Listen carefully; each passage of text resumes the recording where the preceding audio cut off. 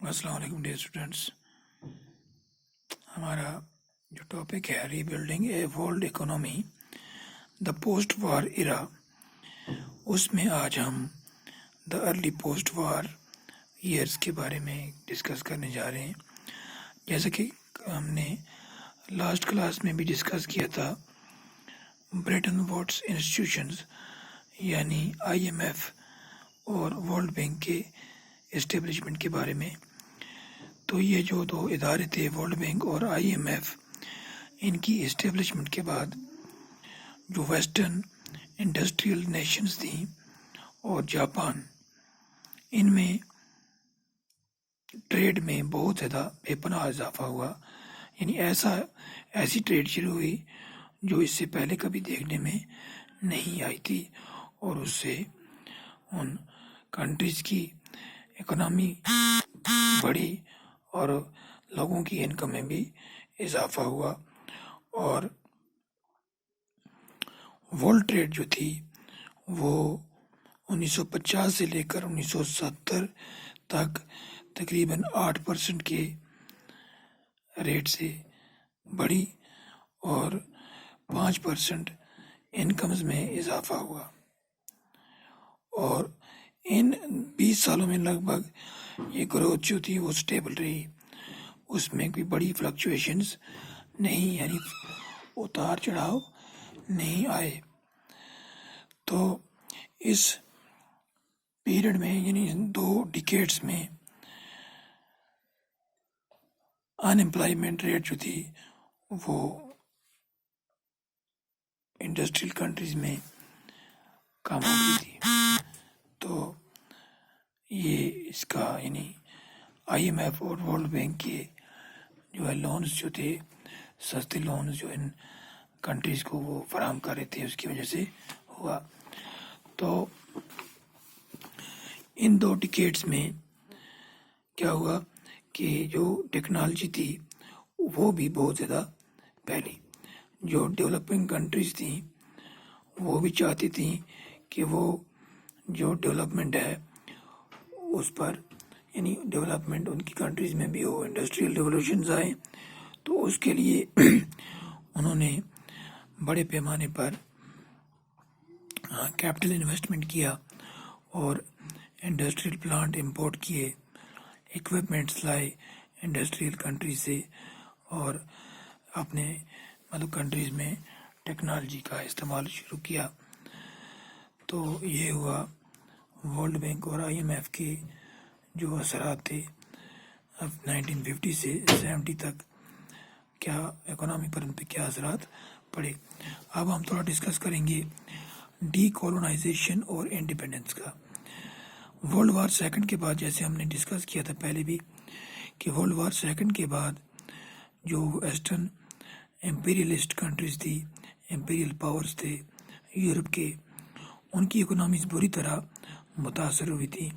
اور اس کے بعد پھر جب UN کا جو ہے اسٹیبلشمنٹ ہوئی 1945 میں، اس کے بعد ایشیا اور افریقہ میں بہت ساری جو کالونیز تھی، یورپین کالونیز، ایشین کنٹریز اور افریقن کنٹریز جو تھیں وہ یورپین کنٹریز کے کنٹرول میں تھی. تو انہیں آزادی ملنا شروع ہوئی. لیکن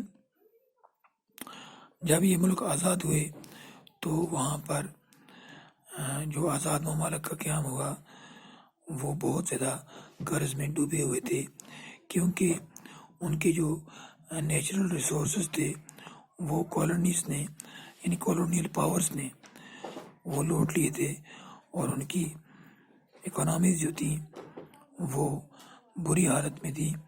اور جو سوسائٹیز تھی وہاں کی وہ اتنے لمبے عرصے سے یعنی اتنے لمبے پیریڈ سے کالونیل رول کی وجہ سے ہینڈی کیپ ہو چکی تھی، معذور ہو چکی تھی کہ وہ اپنی اکنامی کو بہتر کر سکے. اور اس کے بعد IMF اور ورلڈ بینک نے ان کنٹریز کو یعنی ایکچولی جب IMF اور ورلڈ بینک کا جب اسٹیبلشمنٹ ہوئی تھی उनका मकसद था इंडस्ट्रियल कंट्रीज़ की जो फाइनेंशियल नीड है उसको पूरा करना।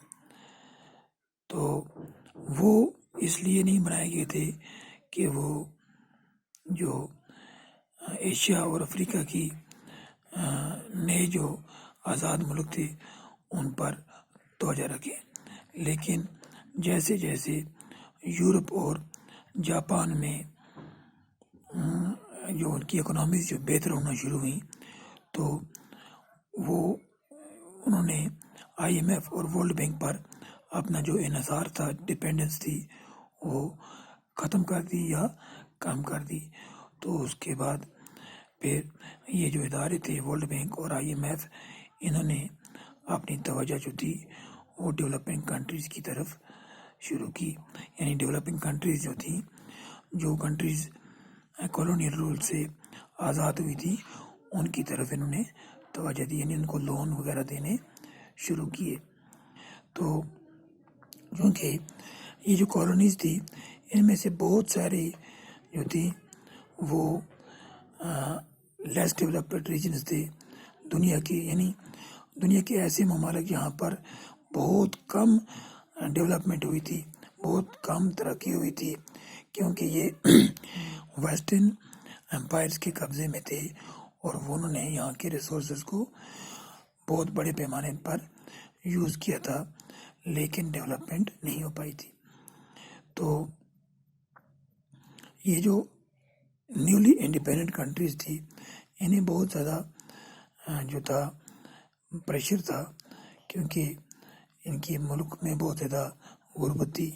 तो उस गुर्बत से बाहर आने के लिए उन्हें इंटरनेशनल एजेंसीज़ की गाइडेंस की ज़रूरत थी, और वो इंटरनेशनल एजेंसी जो थी वो उन्हीं कॉलोनियल पावर्स जो थी इससे पहले उनके ज़ेर तसल्लुत थी, यानी उनके डोमिनेशन में थी।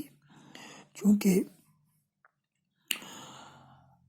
डीकोलोनाइजेशन के बहुत सालों बाद भी जो फार्मर कॉलोनियल पावर्स थे वो उन्होंने फिर भी, यानी through these international agencies like IMF and World Bank, they controlled vital resources of these underdeveloped or developing countries।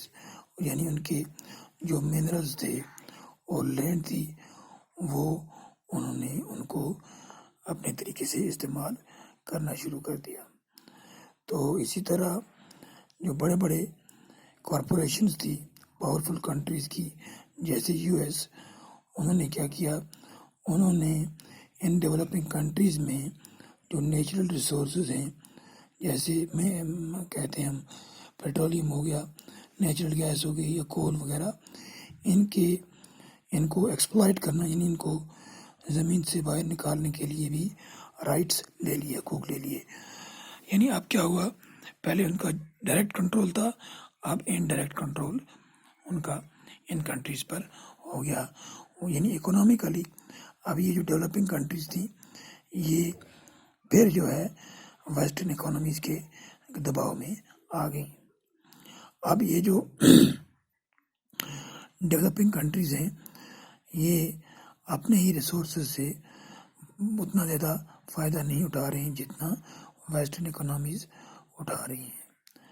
तो अब इन्होंने, यानी वेस्टर्न इकोनॉमीज़ ने एक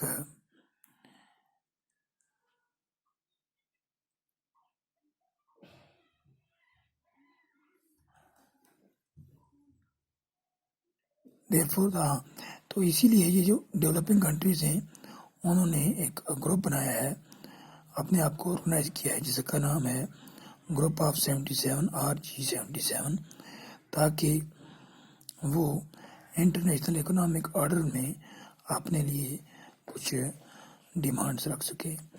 तो NIEO ये एक नई ऑर्गेनाइजेशन है, एक सिस्टम है जो उनके जो नेचुरल रिसोर्सेज हैं उन पर हकीकी कंट्रोल उनको मिल पाएगा, और उसके वो अपने डेवलपमेंट के लिए जो है फाइनेंशियल असिस्टेंस हासिल कर सकेंगे, या इसी तरह उनके जो रॉ मटेरियल्स हैं उनकी उनको صحیح قیمت ملے گی اور وہ اپنی کنٹریز میں جو ہے گڈس کی مینوفیکچر کر سکیں گے. تو یہ تھا ہمارا آج کی کلاس. تو اس کے بعد جو ہے کل ہم پڑھیں گے end of Bretton Woods and beginning of globalization. Okay, thank you.